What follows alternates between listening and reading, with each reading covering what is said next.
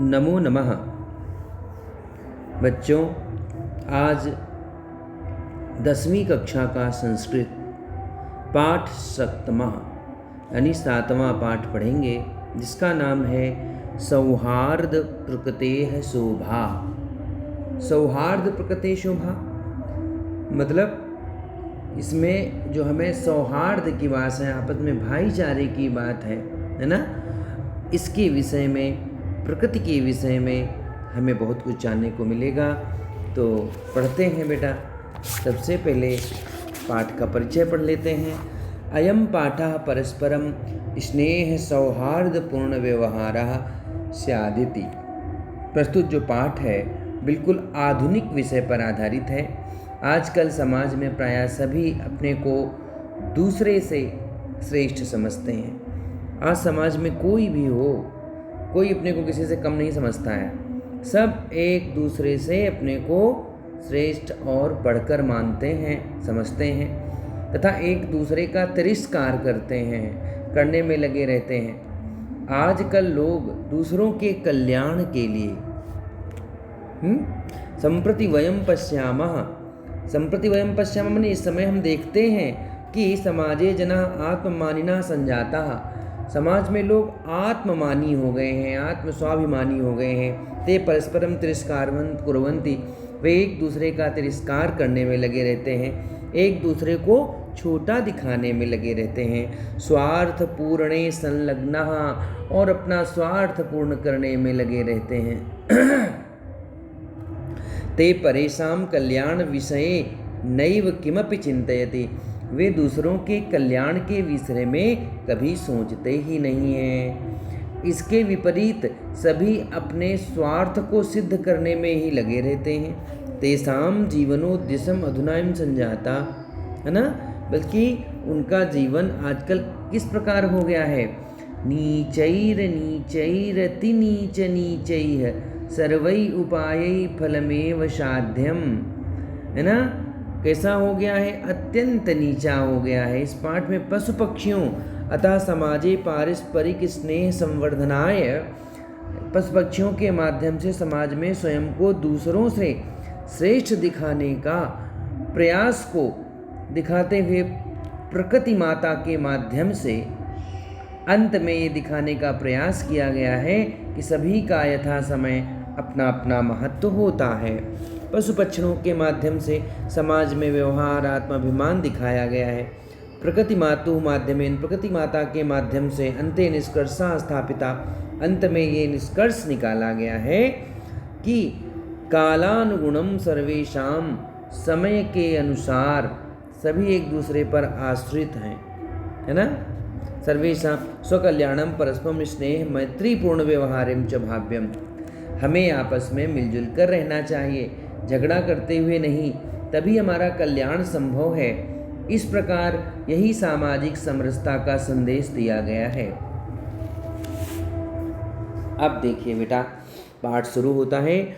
वनस्य दृश्यम समीपे एवैका नदी बहती। जंगल का दृश्य, जंगल के पास में एक नदी बह रही है। जंगल का दृश्य दिखाया गया है और जंगल के पास एक नदी बह रही है। फिर लिखा है एका सिंहा सुखेन विश्राम्यति। एक शेर सुखपूर्वक विश्राम करता है ना। किंतु तदैव एकः वानरः आगत्य तस्य पुच्छं धुनाति। तभी एक बंदर कूद कर वृक्ष पर चढ़ गया। तभी है ना, क्या हुआ? क्रुद्धा सिंहा, पहले क्या करता है? तभी एक बंदर आकर उसकी पूंछ हिलाता है। क्या करता है? पुच्छम धुनति, उसकी पूंछ हिलाता है। क्रुद्ध सिंह तम प्रहर्तुम इच्छति। क्रोधित हुआ शेर उसके ऊपर प्रहार करना चाहता है।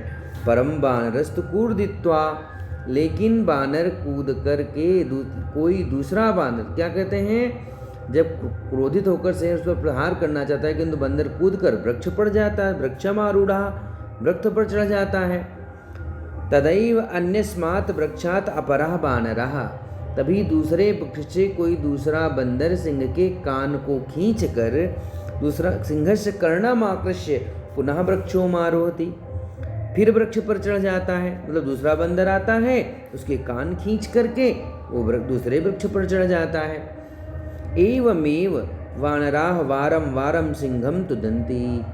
फिर क्या कहते हैं, इस प्रकार बंदर बार बार शेर को तंग करते हैं। तुदंती माने तंग करते हैं, परेशान करते हैं। क्रुद्धा सिंहा इतस्ता धावती। क्रोधित होकर शेर उधर उधर भागता है। मतलब वो गुस्सा हो जाता है और इधर उधर भागता है। गरजति परम किमपि कर्तुम असमर्थात् तिष्ठति। वो गरजता है, मतलब गर्जना करता है, आवाज़ करता है, लेकिन फिर भी करने में असमर्थ है, कुछ करने में। वानरा हसन्ति। वानर हंसते हैं। वृक्षोपरि च विविधा पक्षिणापि सिंहस्य एतादृशी दशां दृष्ट्वा हर्षमिश्रन्ति। और वृक्ष पर अनेक प्रकार के पक्षी भी शेर की ऐसी दशा देख करके खुश होते हैं। कलरव कुर्वन्ति, और चहचहाहट करते हैं, देखकर हर्ष से मिश्रित, मतलब खुशी से हंसते हैं। फिर से एक बार ये पैराग्राफ बेटा देख लेते हैं, है ना। देखो, वनस्य दृश्यम समीपे, वन का दृश्य है ना। समीपे एवैका नदी बहती, और पास में ही एक नदी बहती है। एका सिंहा सुखेन विश्राम्यति। एक शेर सुख से विश्राम करता है, आराम कर रहा होता है। तदैव एकः बानरः आगत्य। तभी एक बानर आकर के, एक बंदर आकर के, तस्य पुक्षम धुनाति, उसकी पूंछ को हिला देता है। धुनाति माने हिला देता है। फिर क्या करता है, क्रुद्धा सिंहा तम प्रहर्तुमिच्छति, है ना। क्रोधित होकर के, गुस्सा होकर के वो शेर उसको मारना चाहता है। परम बानरस्तु कूर्दित्वा, लेकिन बानर कूद करके वृक्षमारूढ़ा, वृक्ष पर चढ़ जाता है। तदैव अन्यस्मात् वृक्षात्, तभी दूसरे वृक्ष से, अपरः बानरः, दूसरा बानर, सिंहस्य कर्णमाकृष्य, की कर्णम आकृष्य, कर्णम माने कानों को, आकृष्य माने खींच कर, शेर के कानों को खींचकर पुनः वृक्षों पर आरोहति, फिर वृक्ष पर चढ़ जाता है। एवमेव वानराह, इस प्रकार बानर, वारम वारम सिंहम तुदंती, बार बार शेर को परेशान करते हैं। क्रुद्धा सिंहा, क्रोधित हुआ शेर इधर उधर भागता है। गरजति, गरजता है। परम किमपि कर्तुम असमर्था, लेकिन कुछ भी करने में असमर्थ रहता है। एव तिष्ठति वानराः हसन्ति, वानर हंसते हैं। वृक्षोपरिचा विविधा पक्षिणाः, और वृक्ष के ऊपर अनेक प्रकार के जो पक्षी हैं। सिंहस्य की ऐसी, और सिंह की ऐसी दशा देखकर हर्ष से, खुशी से मिला हुआ कलरव करते हैं, चहचहाहट करते हैं। अब अगली लाइन देखिए बेटा, निद्रा भंग दुखेन वनराजा सन्नपि तुच्छ जीवै आत्मनः। अब क्या हुआ, नींद भंग हो जाने से वनराज दुखी, दुखेन वनराजा, नींद भंग हो जाने से, नींद टूट जाने से, दुख से वनराज होते हुए भी तुच्छ जीवों द्वारा अपनी ऐसी बुरी अवस्था से थक कर सब जंतुओं को देखकर पूछता है। क्या करता है वनराज, सन्नपि मन होते हुए भी, तुच्छ जीव मन छोटे जीवों द्वारा स्वयं की ऐसी बुरी अवस्था देखकर शांति से, श्रांता, थक करके क्या करता है, थक कर सर्वान जंतुम पृष्ट्वा चावती, सभी जंतुओं से पूछना चाहता है, पूछता है। अब क्या पूछता है बेटा, देखिए पूछता है सिंह। अब देखो शेर पूछता है उनसे, क्या कहता है शेर, क्रोधेन गरजत, क्रोध पूर्वक गरजते कहता है, भो, अरे अहम वनराजा, मैं वनराज हूँ, मैं जंगल का राजा हूँ। किम मयम न जायत, क्या किम भयम न जायते, क्या आपको डर नहीं लगता। किमर्थम मामेव तुदंती, किस लिए आप मुझे तंग कर रहे हैं। सर्वे मिलित्वा, आप सब मिलकर मुझे किस लिए परेशान कर रहे हैं। शेर ने क्या किया, जोर से गर्जना की, जोर से गरजा और कहता, मैं वनराज हूँ। किम मयम न जायते, क्या मुझे नहीं जानते हो। तुम मुझे सब मिलकर क्यों परेशान कर रहे हो? एक बंदर कहता है, यतः त्वं वनराजा भवितुम तू सर्वथा योग्यः। कहता है, अब बंदर कहते हैं, क्योंकि तुम तो हर प्रकार से वनराज होने के अयोग्य हो, सर्वथा अयोग्यः, तुम वनराज होने के सब प्रकार से अयोग्य हो। तो राजा तो रक्षका भवति, राजा तो रक्षक होता है, रक्षा करने वाला होता है। परम भवान तो भक्षकः, लेकिन आप तो भक्षक हो, खाने वाले हो। अपि च स्वरक्षायापि समर्था नासि, तुम अपनी भी रक्षा नहीं कर सकते हो, समर्थ नहीं हो, तो तुम हमारी रक्षा कैसे करो? कथम अस्मान रक्षसी, तुम हमारी रक्षा कैसे कर पाओगे? एक बंदर कहता है, यतः माने क्योंकि तुम वन के राजा, वन राजा माने वन के राजा होने, भवितुम माने होने के लिए सर्वथा अयोग्य हो, हर प्रकार से अयोग्य हो, तुम वन के राजा नहीं हो सकते। राजा तो रक्षका भवति, राजा तो रक्षक होता है। परम भवान तो भक्षका, लेकिन आप तो भक्षक हैं। अपि च स्वरक्षायापि समर्था नासि, इस प्रकार तुम अपनी रक्षा के लिए भी समर्थ नहीं हो। तर्हि कथस्मान रक्षसि, तो तुम हमारी रक्षा किस प्रकार करोगे? अन्य बानर कहता है, किम न श्रुत्वा त्वया पंचतंत्रोक्ति, क्या तुमने, दूसरा बंदर कहता है, तुमने पंचतंत्र एक बेटा वो स्टोरी की बुक हो, कहानियों की पुस्तक है पंचतंत्र, तो उसकी कह रहा है, क्या तुमने उसमें एक उक्ति लिखी हुई है, एक श्लोक लिखा हुआ है, क्या तुमने वो नहीं सुना? तो वो कहता क्या है? कहता, यो न रक्षति वित्रस्तान पीड्यमना परई सदा, जंतून पार्थिव रूपेण साकृतांतो ना संशया। क्या कहता है? जो दूसरों द्वारा पीड़ित होते हुए भी, यो न रक्षति, जो दूसरों द्वारा वित्रस्तान पीड़ित होते हुए भी हो को, पीड़ित जो दूसरों के द्वारा पीड़ित हो को तथा डरे हुए प्राणियों की रक्षा नहीं करता, यो न रक्षति, जो रक्षा नहीं करता है, वित्रस्तान दूसरों के द्वारा पीड़ित, परई है दूसरों के द्वारा पीड़ित लोगों की, प्राणियों की रक्षा नहीं करता है। जंतून पार्थिव रूपेण साकृतांतो ना संशयः, वो राजा होते हुए भी यमराज हैं, इसमें संदेह नहीं है। पार्थिव रूपेण कृतंतो ना संशयः, पार्थिव राजा के रूप में, राजा के रूप में वो क्या है? परई, दूसरों के द्वारा, भीतान, है ना? तो कह रहे हैं, जो यो वित्रस्तान पीड्यमान परई सदा, जो दूसरों के द्वारा सताए गए लोगों की रक्षा नहीं करते, वो भले कुछ भी हों, लेकिन वो इस जंतु, वो संसार में राजा होते हुए भी यमराज के समान है। भले राजा हैं वो, लेकिन यमराज के समान है। यह सदा परई पीड्यमाना वितस्तान जंतान रक्षति, पार्थिव रूपेण क्रांता न संशयः, वो भले राजा हैं लेकिन यमराज के रूप में स्थित है। अब काक कहता है, इतने में कौवा वहाँ बैठा रहता है, वो कहता है, आम सत्यम कथितम त्वया, हाँ आपने सही कहा है। इतने में कौवा क्या बोला? हाँ तुमने ठीक कहा है, वास्तव में मैं ही वनराज बनने के योग्य हूँ। वस्तुतः वनराज भवितुम तो अहमेव योग्या, वास्तव में वन का राजा बनने के लिए मैं ही योग्य हूँ। तब पिकाह, मोर कहती, वो पिका माने कोयल कहती हुई उपहसन, हंसते हुए कहती है, कथम त्वं योग्या वनराजा भवितुम, क्या तुम वनराज बनने के योग्य हो?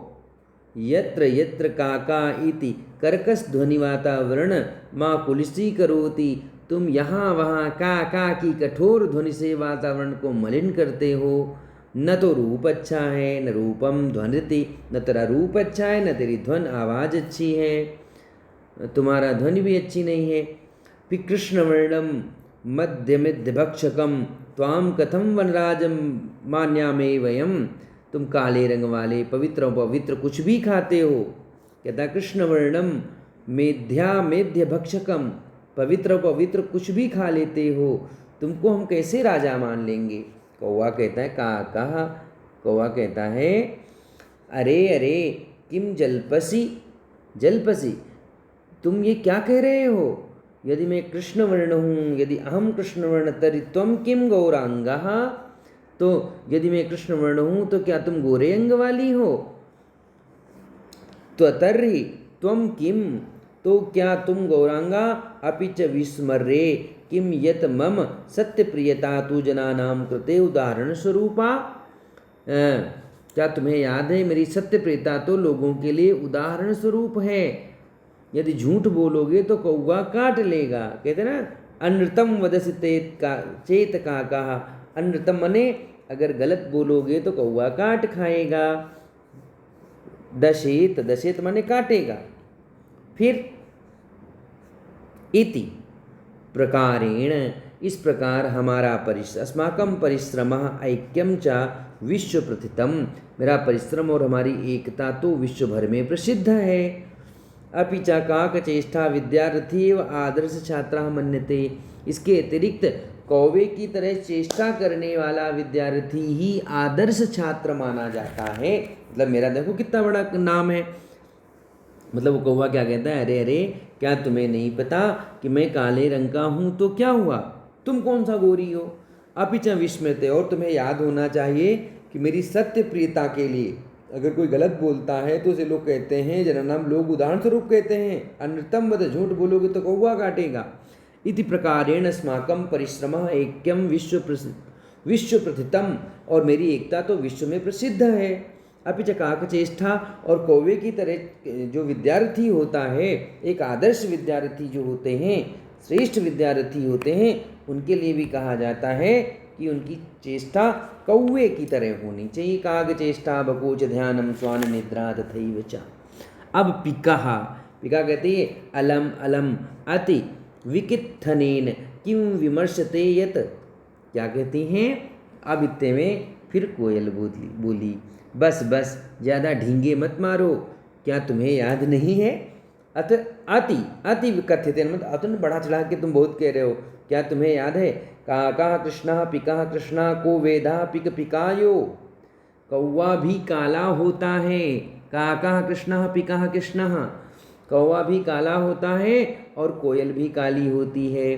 फिर भी कोयल और कौवे में क्या अंतर है ना। पिक पिकायो भेदा, भेदा माने अंतर।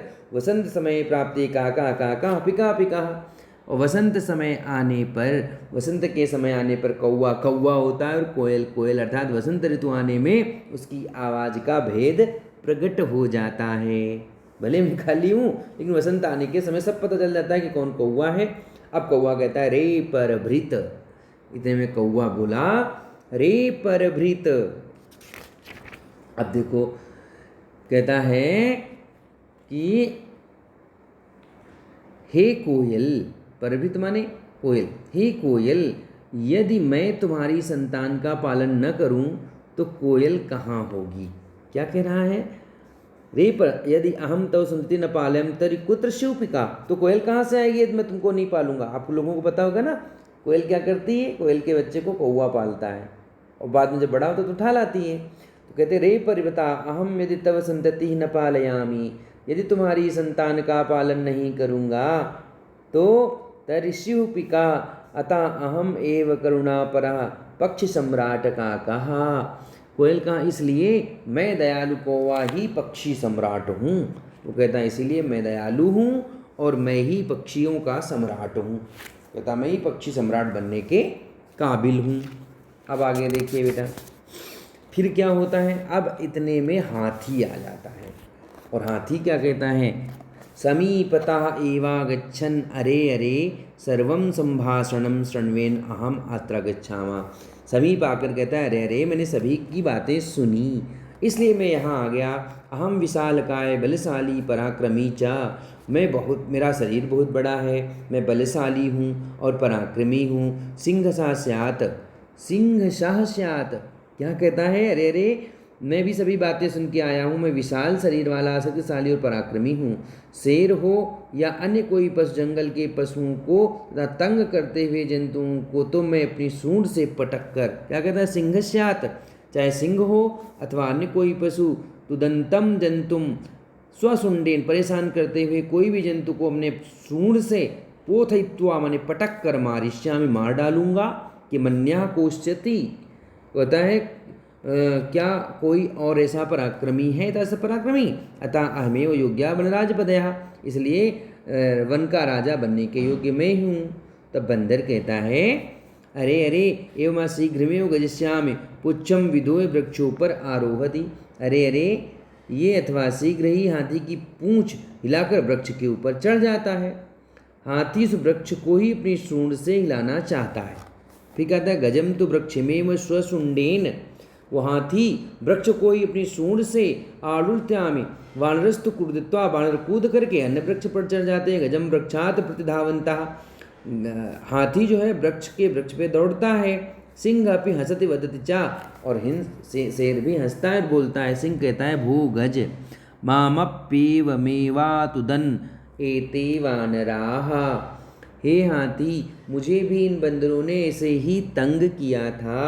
अब बानर कहता है, एतस्मात् तु कथयामि यद्मेव योग्यः वनराजपदया येन विशालकायं पराक्रमं भयंकरं चापि सिंहं गजं वा पराजेतुम। कहता है, इसलिए मैं कहता हूँ मैं ही वनराज के पद के योग्य हूँ।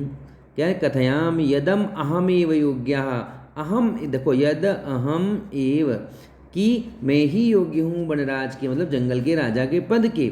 येन विशालकायं पराक्रमिणः, विशाल शरीर तथा भयंकर सिंह या हाथी को पराजित करने में हमारी जाति समर्थ है। समर्था अस्माकं जाति, अन्य वन्य जंतुराम रक्षण वयमेव क्षमा, अन्य इसलिए जंगल के जंतुओं की रक्षा के लिए हम ही समर्थ हैं। एतत् सर्वं श्रुत्वा नदी मध्यस्था एकः बकः, ये सब सुनकर नदी के बीच में स्थित एक बगुला कहता है। क्या कहता है?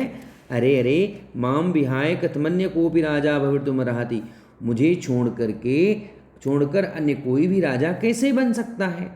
वो कहता है, अरे मुझे छोड़कर कोई राजा कैसे बन सकता है?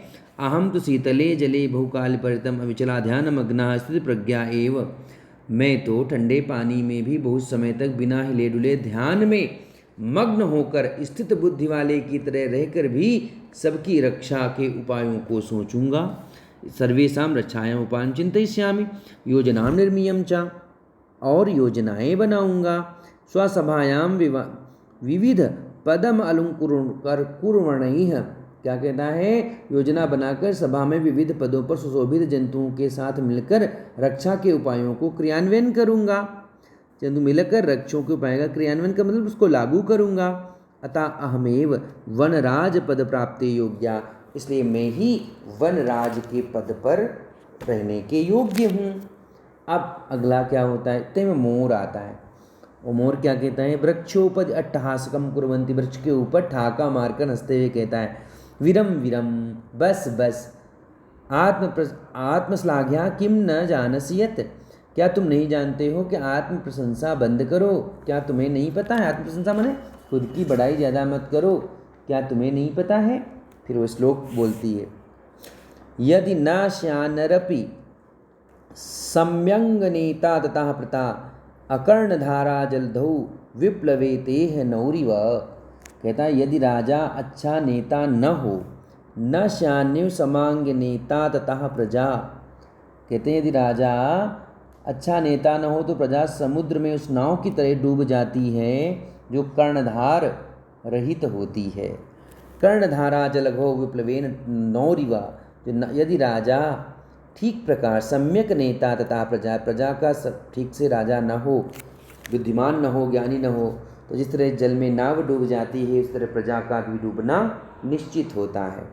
को न जानाति तव ध्यान अवस्थाम, ये कौन नहीं जानता है? कहते हैं कि तुम्हारे ध्यान की अवस्था को कौन नहीं जानता। स्थिति प्रज्ञा इति व्यजनेन वराकान मीनान छलेन अधिकृत्य क्रूरतया भक्षयामि, स्थिति प्रज्ञ के बहाने तुम बेचारी मछलियों को छलपूर्वक पकड़कर निर्दयता से खा जाते हो, तुम्हारे कारण सारा पक्षी जगत अपमानित हो गया है। धिक त्वाम, धिक्कार है तुम्हें, तव कारणात् सर्वं पक्षिकुल में अपमानिता भवति, तुम्हारे कारण ही संपूर्ण पक्षियों का कुल अपमानित होता है। बेटा 3 पेज पढ़ लिए हैं और इसके पहले के पेजों के बारे में बताता हूँ। स्कूल भी लग रहा है, जो समझ में नहीं आता है स्कूल में आओ और ज़रूर पूछो, है ना। और इसके पहले वाले पार्ट के प्रश्नोत्तर आपको नहीं भेजे थे तो मैं इसी वीडियो के साथ आपको PDF भी भेजूँगा, वो आपको मिल जाएगी। उसको PDF में देख करके उनको लिख लीजिए। जो समझ में नहीं आया बिल्कुल स्कूल आइए, समझा देंगे। जो समझ में नहीं आया ऐसे भी हम आपको समझा देंगे, है ना।